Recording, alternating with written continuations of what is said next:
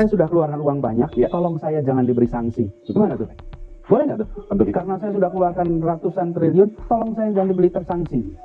Republik ini menegakkan aturan tak memandang ini investasi besar atau kecil.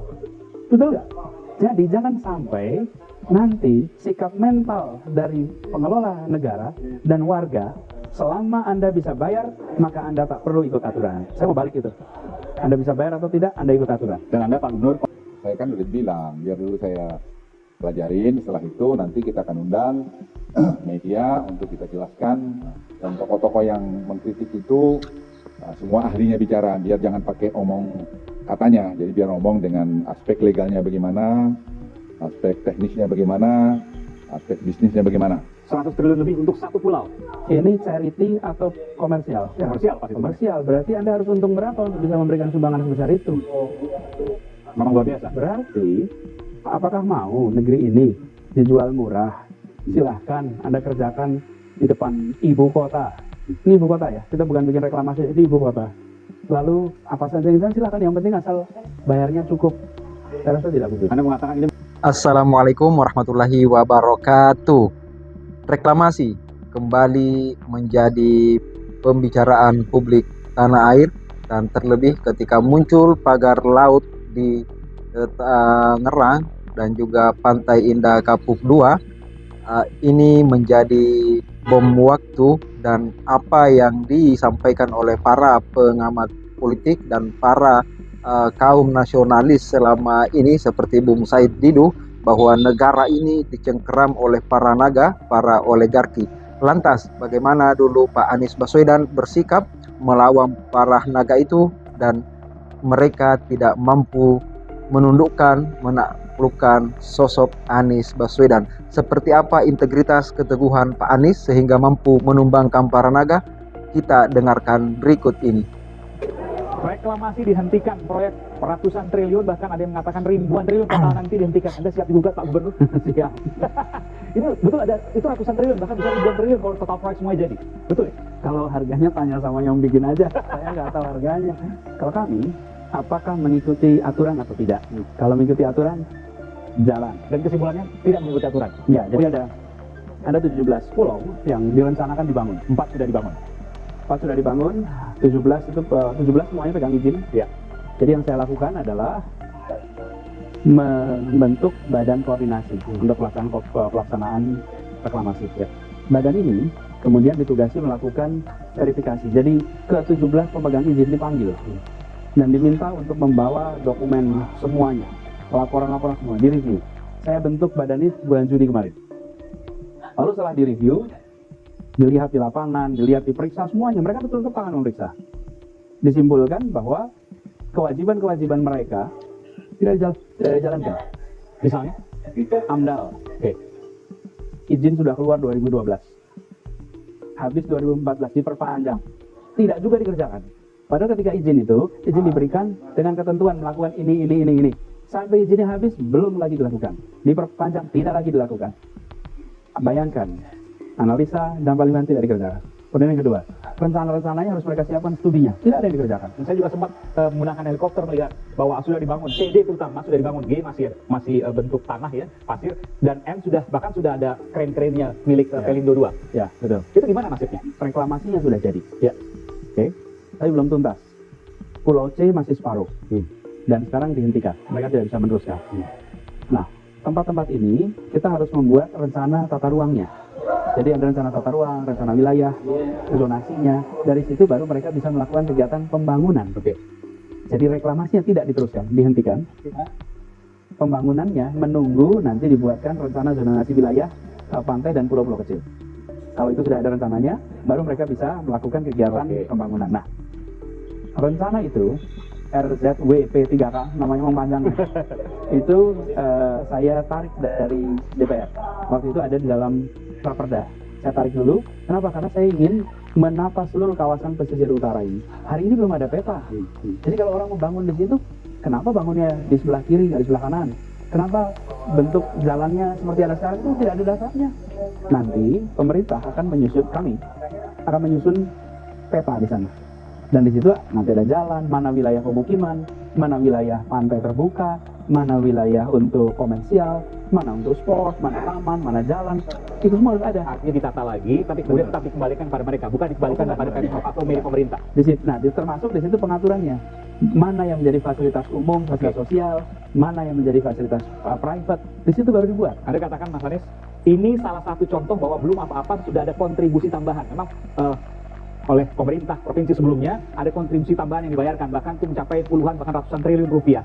Padahal Anda katakan lagi belum dijalankan. Nah, semua itu nanti kita akan catat. Ada kejanggalan yang akan diinvestigasi. Nah, nanti biarkan auditor itu melakukan investigasi. Tapi ada kejanggalan. Kalau auditor, bagian kita adalah kita ingin juga adil. Mereka membangun rumah susun, ada yang sudah membangun jalan layang, itu semua sebagian sudah dipakai juga. Ini harus dicatat sebagai apa? Sebagai kewajiban dari mereka kepada kita. Tetapi nilainya nanti kita akan panggil asesor independen, dinilai. Bila mereka di kemudian hari membangun dan mereka harus memberikan kompensasi kewajiban, maka ini boleh dihitung. Oke. Tapi Pak Gubernur belum menjawab pertanyaan saya. Apakah ada kejanggalan dan akan diinvestigasi? Karena Anda katakan di sini akan dicatat. Normalnya Anda bangun dulu, dari situ dihitung, baru dari situ Anda bayarkan untuk kewajibannya. Kalau ini belum dilakukan, sudah membayarkan kewajiban. Nah, kenapa saya katakan ada kejanggalan tidak? Kalau ada kejanggalan kan mungkin saja ada pelanggaran hukum di sana. Bisa jadi. Nanti sesudah dilakukan assessment, kita review prosesnya. Bila itu ada sesuatu yang aneh-aneh, kita serahkan aja pada Jadi auditor. termasuk pejabat Pemprov DKI Jakarta yang ada di pemerintahan yang dulu, Basuki Cahayapurnama, Ahok, kemudian juga bisa menjadi pejabat yang sekarang masih ada di subordinatnya Mas Anies, Pak Gubernur. Mungkin bisa juga terkena kasus hukum. Begini, kalau sudah seperti ini jangan buru-buru. Memang headlineable. Tetapi jangan buru-buru menyebut nama, jangan buru-buru. Dan jangan buru-buru menyimpulkan bahwa Ada kesalahan. iya, di mana-mana. Kalau di situ ada temuan, bukan berarti kemudian ada pelanggaran. Ada temuan berarti ada sesuatu yang tidak sesuai dengan ketentuan. Tapi apakah dia melanggar secara hukum, apakah jadi pidana, itu lebih jauh lagi nanti ke sana. Meskipun tidak menutup kemungkinan, tapi akan dilakukan bahwa ini bahwa sebuah akan dilihat bahwa satu persatu apakah kemudian ada pelanggaran. Betul, nanti kita review aja itu. Saya juga harus menyampaikan juga bahwa mantan Gubernur DKI Jakarta, Ahok, sempat mengatakan dari kontribusi tambahan, soal kontribusi tambahan ini bisa menambah pembangunan DKI 100 triliun lebih tanpa APBN. Contohnya kontribusi Pulau G oleh Agung Podomoro, saya sebutkan saja. Membuat rusun dan membuat ratusan miliar tanpa APBN. Bukankah ini sebuah keuntungan, Pak Gubernur? Negeri ini mau diatur pakai tata SOP, tata aturan, atau koboy-koboyan. Di mana Anda mengatakan itu koboy-koboy maksudnya? Artinya begini, pokoknya Anda bayar saja, yang penting uangnya gede. Bayangkan tempat yang akan dibangun, pertanyaan sederhana, lahan ini akan dipakai untuk kegiatan apa? Pemerintah sudah mengatur belum di situ? Kalau belum mengatur, atur dulu. Negeri ini dibangun lewat perjuangan. Tiap jengkal tanah yang ada dipakai sebesar-besarnya untuk kemakmuran masyarakat. Di Jakarta hari ini, kita tidak menyaksikan perasaan berada di pesisir pantai. Bayar semua. Bukan hanya bayar semua, tapi berpagar semua. Jadi persoalannya bukan bayar saja. Termasuk bayar. Exactly. Jadi saya tidak ingin kita cepat-cepat menganggap bahwa kalau ada uang yang banyak, artinya itu baik. Bandingkan, kalau Anda mau memberikan kontribusi berapa tadi nilainya? 100 triliun lebih untuk satu pulau. Ini charity atau komersial? Komersial, pasti. Komersial. Berarti Anda harus untung berapa untuk bisa memberikan sumbangan sebesar itu? Memang luar biasa. Berarti, apakah mau negeri ini dijual murah? Silahkan Anda kerjakan di depan ibu kota. Ini ibu kota ya, kita bukan bikin reklamasi, itu ibu kota. Lalu apa saja yang bisa silahkan, yang penting asal bayarnya cukup. Saya rasa tidak begitu. Anda mengatakan ini bukan soal untung rugi, tapi ini soal Karena itu saya katakan dari awal, bagi saya bukan nilai rupiahnya adalah hitungan bisnis. Saya tidak terlibat dalam kegiatan bisnis. Saya pegang ini nih, ini atas nama negara, menjaga semua aturan yang ada di provinsi ini, di ibu kota ini. Karena itu saya pegang ini baik-baik. Jadi, dengan saya melakukan ini, saya mengirimkan pesan pada semuanya. Jakarta akan adil. Kenapa saya katakan akan adil? Bagi mereka yang berusaha, berbisnis dengan mengikuti aturan, dirugikan oleh mereka yang berbisnis tidak mengikuti aturan. walaupun ribuan triliun, ratusan triliun yang mungkin akan rugi di situ. Mudah-mudahan tidak rugi, tapi lain kali kalau bikin perencanaan sama, Mas Aiman bayangin. Pasti rugi dong Mas Anies, karena mereka sudah melakukan investasi entah untuk riset dan lain sebagainya. Tentu ada kerugian itu, tapi ada siap untuk mengatakan bahwa saya siap menerima gugatan apapun dari siapa. Gini Mas Aiman, karena saya sudah keluarkan uang banyak, Ya. tolong saya jangan diberi sanksi. Gimana tuh? Boleh nggak tuh? Untuk Karena saya sudah keluarkan ratusan triliun, tolong saya jangan dibeli tersanksi. Republik ini menegakkan aturan tak memandang ini investasi besar atau kecil. Betul nggak? Jadi jangan sampai nanti sikap mental dari pengelola negara dan warga, selama Anda bisa bayar, maka Anda tak perlu ikut aturan. Saya mau balik itu. Anda bisa bayar atau tidak, Anda ikut aturan. Dan Anda Pak Gubernur konsisten akan itu. Insya Allah. Termasuk juga konsisten tadi katakan siap untuk digugat, termasuk juga siap untuk dihujat, siap digugat dan siap dihujat oleh netizen. Termasuk Ya, ini saya tampilkan kembali untuk menjadi satu catatan penting saya kira di tengah panasnya soal pagar bambu laut di Tangerang dan juga apa yang disuarakan oleh Bung Said Didu selama ini terkait dengan Pantai Indah Kapuk 2 yang menjadi sebuah proyek jangka panjang bagi para oligarki dan juga para taipan-taipan yang memang mereka sejak awal tidak berpikir bagaimana kesejahteraan masyarakat Indonesia. Yang mereka pikirkan adalah bagaimana meraup keuntungan yang sebesar-besarnya.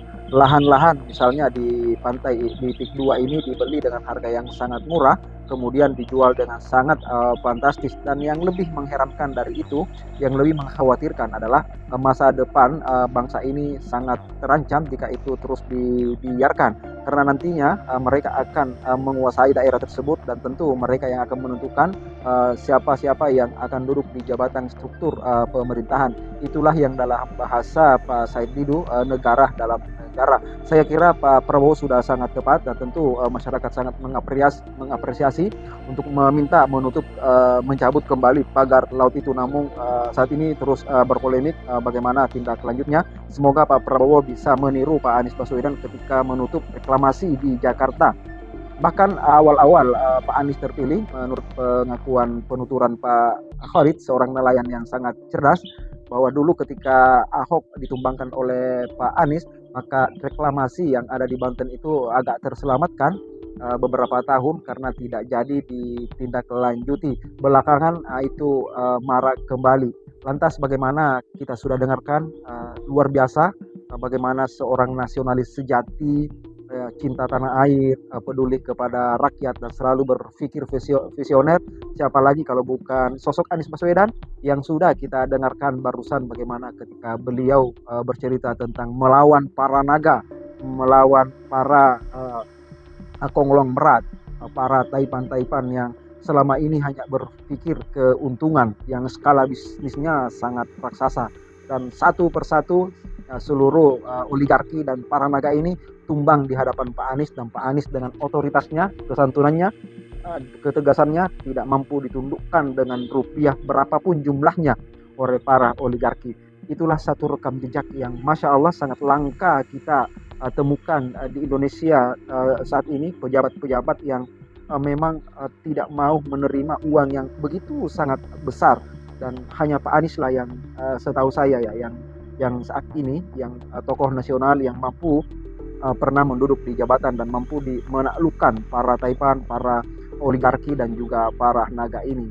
Contoh terbesarnya dulu di Jakarta, dan bahkan beberapa kejadian Pak Anies mau dirupiahkan, mau disogok 500 miliar, tapi dengan tegas Pak Anies menjawab, jangan coba-coba mau rupiahkan otoritas ini hanya untuk rakyat, hanya untuk Indonesia. Itulah sosok Pak Anies Baswedan, dan kita berharap, kita doakan semoga Pak Prabowo sehat, diberi kekuatan untuk membatalkan seluruh proyek-proyek di mana oligarki sangat mengancam kedaulatan Indonesia di masa depan. Bravo Indonesia, jaya Indonesia. Sekian, terima kasih.